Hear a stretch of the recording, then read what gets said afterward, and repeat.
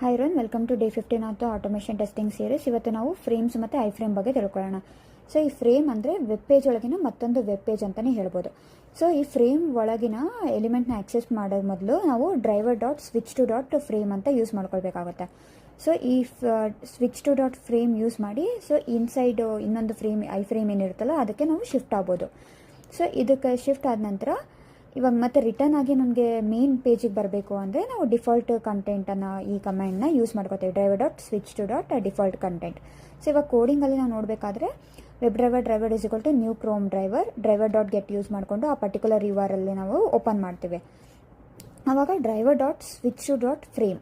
So ಇವಾಗ ಈ main ಫ್ರೇಮಿಂದ inside ಇರೋ ಫ್ರೇಮ್ಗೆ ನಾವು ಸ್ವಿಚ್ ಆಗ್ತೀವಿ by using driver dot switch to dot frame.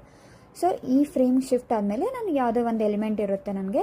So ಆ ಎಲಿಮೆಂಟಲ್ಲಿ ಯಾವುದೋ ಒಂದು ಟೆಕ್ಸ್ಟನ್ನು ನಾನು ಸೆಂಡ್ ಮಾಡ್ತೀನಿ ಬೈ ಯೂಸಿಂಗ್ ಡ್ರೈವರ್ ಡಾಟ್